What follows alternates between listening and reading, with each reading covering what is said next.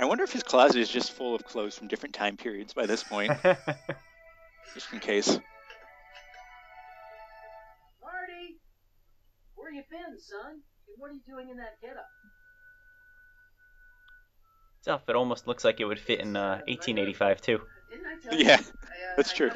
But it's not the same outfit because he had the super dorky cowboy outfit, and then he had a somewhat realistic cowboy outfit. Yeah. I'm sure whatever it is you're up to, you know what you're doing, right? I hope so. I hope people know what I'm talking about when I make obscure references to the original trilogy and then don't explain them. I'm assuming if they've come to YouTube to watch Back to the Future video game videos, they're intimately familiar. That's a fair point. Them. Actually, I wonder how many people have played the game without seeing the movies first. No, that is actually a good point. The movies are now kind of dated. I think the special effects still look pretty good though. Uh-huh. I mean, I still like them, but yeah. They are played on TBS all the time, so maybe. I just got the Blu-rays for last Christmas, in fact. Oh, I've got the Blu-rays too. Oh, nice. I got those. Yeah, that was a must-buy. I already had the DVDs, but now I have to upgrade. I had the DVDs, but somehow I only had the full-screen DVDs. Oh, yeah. I didn't realize it until I got a widescreen TV. And then I was like, wait a minute, I'm missing something. What is this? Yeah.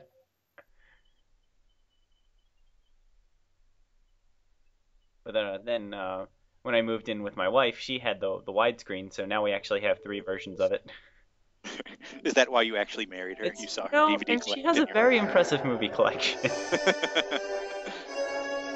And she has the Wallace and Gromit game on a disc, which is just great. Whoa. I didn't know those came on discs. They did. Well, because she had bought purchased the download version for the PC, and then if you paid like a little extra for shipping, they just sent her the disc. Oh, cool. Yeah. Those are really good, actually. Did you play those? I haven't played them yet, but I have them downloaded for the Xbox Live. Nice. Yeah, I thought they were quite excellent. They're probably one of my favorite of the Telltale series. I'll have to check those out then. Yeah. This is the part where everyone around him has a heart attack. Yes. Although they actually take it pretty well. Yeah, the guy's just like, all right, thanks. Yeah, doesn't the cop just start shooting at him now? Well, actually, in the second game, it drives him insane, and he's like drinking and crazy at a pub. Wait, is it the same guy? It's the same guy. Oh, that's hilarious. I didn't realize that. Yeah, you may see that cop later in the game series. I'm not sure if he appears again in this one. Yeah, I don't think he does. Yeah, so that's one of the things they have to fix because they've messed things up. Which is sort of a common theme in the Back to the Future series. They never actually fix anything. They just mess things up until they like the future. So here's one of the aforementioned clever references to the original series. Hiding behind the same billboard that they do multiple times in the movies. It's apparently a prime hiding location. Yeah, and apparently nothing is ever built there until... Just always an out. Yeah. Coming soon.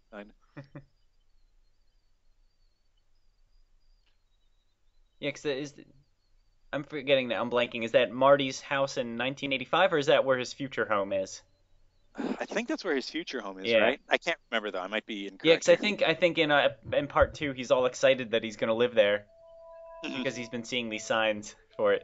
So he assumes it's like this new fancy place, and it doesn't work out that way. Where'd you go now, Not so much. I think that's one of my regrets for the game series is that they never go into the future at all. Yeah, at least from the ending, it looks like they're gonna have a series 2. I hope so. I'd be excited for that.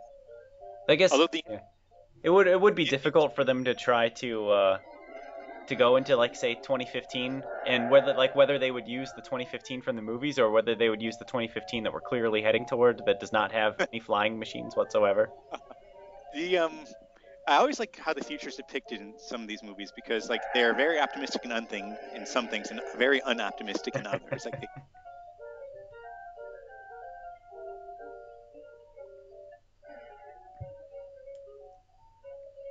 Oh, who's this? I wonder. Young man, excuse me, young man. Who? Me? You're the only man in in the street, and I'm looking for a man in the street reaction. Naturally, I wonder what name Michael's going to pick for Marty.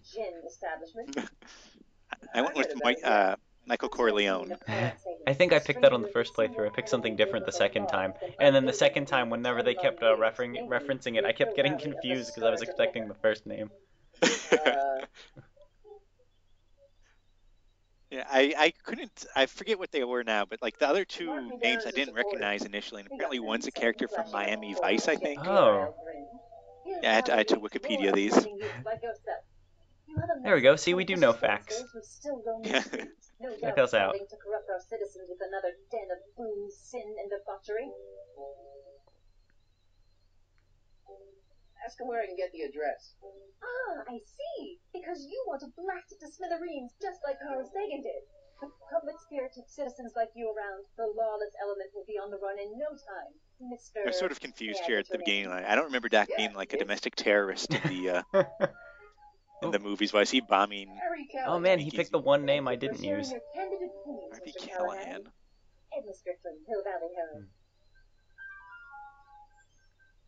Michael's gonna get so weirded out that we keep mentioning his name if he watches these. I played on another video series on the YouTube channel. I played through Deja Vu, and I was using his walkthrough while I was doing it. And he commented on how completely creeped out he was that I kept mentioning his name in regard to it. Well, in regard to Michael's choice here for names, I just Googled it, and the Harvey Callahan is actually the name for Dirty Harry, the cop from those. Wow. Like, I think those were Clint Eastwood movies in the 70s or 80s. Wow. You know, I'm gonna have to dock Telltale some points for that, because I feel like in the movies they were really good about picking false names that everyone had heard of. And well, Corleone was the only one. I mean, I only sort of knew it. He was a gangster, right? Yeah, he was in the Godfather movies. Oh, okay. Yeah, because I only even like I knew that was a name that I recognized, but I wasn't even sure what for. Although that said, I don't really know a lot of names in the 1940s, so. That's a good point. I don't really know what I would have, or whatever. Yeah, I don't know what names I would have picked instead. Can I talk to Carl Sagan? Are you his lawyer? No. Then spam. I seem to remember spending a lot of time just like knocking on all of the doors in town and getting kicked out of all of them. Yeah, you couldn't go into any of them. Yeah. Hey, there he is. That straw hat. There's actually, I'm not sure if Michael's going to show it, but there's actually a building that's named like Zemeckis something. It's like all the creators of the Back to the Future series. Yeah, I think you're right. Yeah. The automatic retrieval system, of course. I've almost forgotten about that. So what's our plan for getting you out of here? Is your video kind of like flickering a little? Yes, it is. Okay. That is not just you. Good. I thought it was. I was getting afraid that my video was gonna poop out on me. Your video's just haunted. Yeah. Weird. Well, sorry, YouTube viewers. Not sure what's going on there. I like it better this way. Makes it seem like you're watching it in the movie theater. Really crappy movie theater, but one of those secondhand theaters. Yeah. There's a theater nearby where the screen had like an orange tint to it the whole time. Yikes! Like, what's up with Iron Man? Like, why is everyone jawed in? Yes. Don't go to that theater anymore. I don't blame you. Why don't I take the DeLorean, go back in time before you were arrested, and stop you from getting caught in the first place? Don't even think about it. No, that would cause a paradox, Marty. Yeah, everything else you're doing is fine, but this would be a paradox. Yeah, like I'm very confused as to what like the theory of time travel is in this series at this point. It's whatever Doc says it is. Yeah, exactly. It's whatever makes more sense to the plot.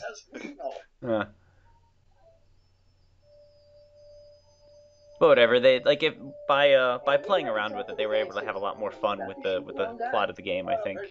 Yeah, if they were trying to keep true to time travel, there's only so much they could do at this point. Exactly. I mean, true to the fictional concept of time travel here. Not the real concept. At least, like, the rules they established in the Back to the Future series. So do you prefer this style of time travel, or the one that dictates, like, whatever has happened has always happened, and it will always happen that way?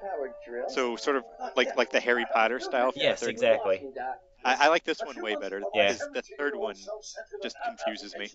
Because something has to start the loop at some point. So Yes. I don't want to go too much into the Harry Potter movies here, but he's saved by himself from the future before he goes to the. I don't know. This seems. I think this allows for more fun in the storylines. Yes, There's the other a lot more one makes it creative seem like leeway. there's no free will. Yeah. Yes, exactly. Yeah, because the other one, then I never understand how it works. Like, because how can you not just say, well, I know this is what I did, but why don't I just not do that? Yeah, it worked out fine. I'm still here. Yeah. Like in Harry Potter, let's run with that example for a minute. What's stopping Harry, like, from besides the obvious fact that he wouldn't do that? What's stopping him from casting the saying, you know what, I'm not going to cast this Patronus? Like, I'm just gonna see how this pans out. Yeah, exactly. It's just you're right. It's a weird loss of free will that I think doesn't always make a lot of sense. So if I were writing a time travel story, I would go with this one. Actually, I'd specifically go with this one where I just make it up as I go along. It's much easier that way. Yeah, exactly. Well, I hope no Telltale writers are watching this. With their dry erase board, like look, this is how careful we were in plotting everything out. Damn it. Just one guy's like, oh, they're right.